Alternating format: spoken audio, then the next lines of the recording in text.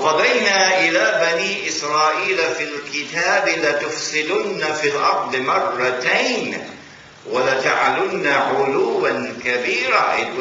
It was ordained that Banu Israel will commit this awesome fasad in the Holy Land on 2 occasions. This is the first one. Making halal what Allah had made haram and changing the word of Allah. And then He sent an army which worshipped the sun and the moon and the stars, the Babylonian army. And this army attacked that state of Israel, defeated it, destroyed the masjid, and took Banu Israel back to Babylon as slaves. But wait a minute. The land had been given to them. How come they are now expelled from the land? Allah did it. It seems as though the land was not given to them unconditionally. It seems very clear that the land was given to them conditionally. That there were conditions attached. And that they had violated those divine conditions. And when you violate the divine condition, even the President of the United States can't help you. Now let us see whether our theory or hypothesis is correct. Let us go to Surah Al-Anbiya, where Allah speaks and He says, وَلَقَدْ كَتَبْنَا فِي الزَّبُورِ مِنْ بَعْدِ الذِّكْرِ أَنَّ الْأَرْضَ يَرِثُهَا عِبَادِيَ الصَّالِحُونَ.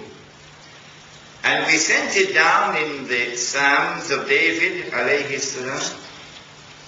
And that came after we had sent it down in the Zikr, which is the Torah, which came to Moses, alayhi salam. What did we send down?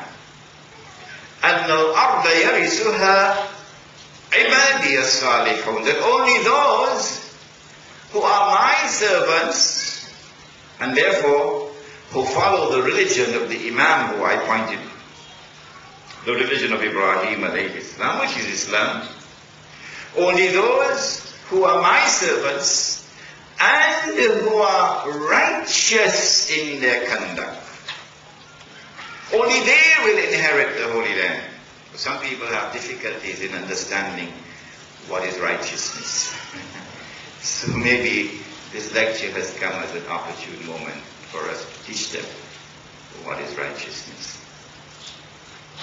It is not righteousness that you turn your faces to this way or to that way.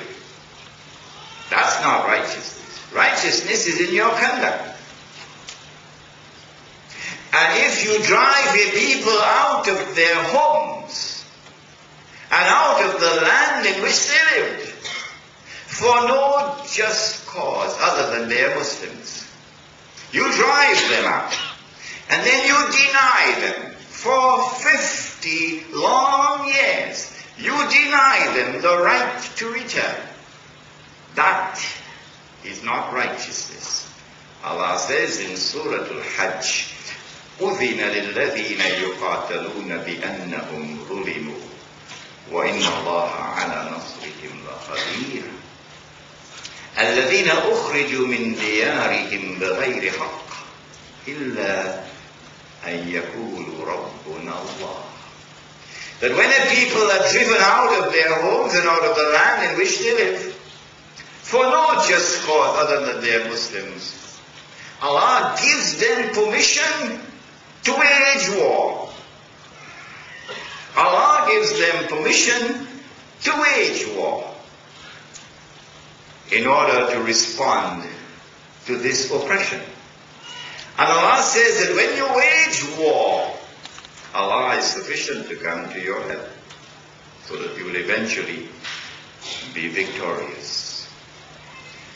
And so one of the conditions for inheritance of the Holy Land is that you must be a servant of Allah, and therefore following the religion of Ibrahim alayhi salam. And number two, condition for inheritance of the Holy Land is that you must be righteous in your conduct.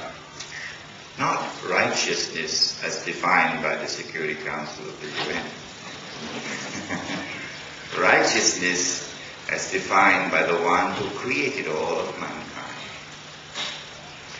Because they violated these conditions, they were thrown out of the Holy Land. But when we go to the Torah, we find that someone changed the word of Allah on this subject. And you'll find this quote in my book, The Religion of Abraham and the State of Israel. You'll also find it, of course, in this book.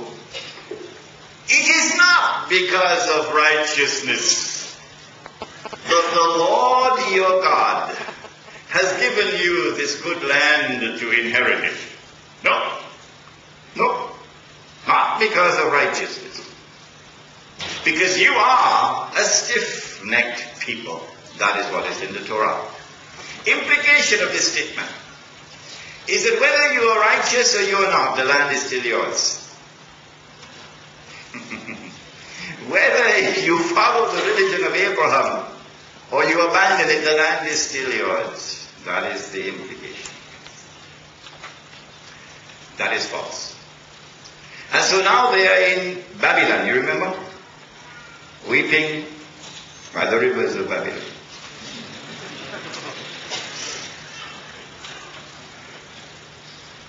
And then Allah sent prophets to them, because they're still living as a homogeneous community. Among the prophets who were sent to them is, of course, the famous prophet Daniel, and then there is Isaiah. And these prophets communicate a divine promise. A divine promise. Listen carefully to this promise, because this is at the heart of Jerusalem in the Koran. The promise is still there in the Torah. You can read it in the Jewish scriptures. That Allah was going to send a prophet who will be known as the Messiah, Al-Masih. And when the Messiah comes, he will rule the world from the throne of David, alayhi salam. And therefore, the state of Israel. And therefore, Jerusalem, which is the capital city. And so when the Messiah comes, the Messiah will rule the world from Jerusalem. And secondly, that when the Messiah rules the world from Jerusalem, his rule will be eternal. And therefore this will be the end of history. Not what Francis Fukuyama wrote. This is the end of history, when the Messiah comes. Now if you're in Babylon, and you get this promise from Allah, then the inescapable implications, you don't need a PhD from MIT to deduce this, is number one, in order for the Messiah to rule the world from Jerusalem, the first thing that the Messiah will do when he comes, or will have to do, would be number one, he'll have to liberate the Holy Land. Having liberated the Holy Land of Babylonian rule, the second thing that he'll have to do would be to bring the Israelite people back to the Holy Land. The third thing that he'll have to do would be to restore the state of Israel. The fourth thing he'll have to do would be to ensure that that state of Israel becomes once again the ruling state in the world, once again. And so the golden age will come back. And then the Messiah can rule the world from Jerusalem. And so while they're weeping by the rivers of Babylon, they're waiting for that day when the Holy Land will be liberated.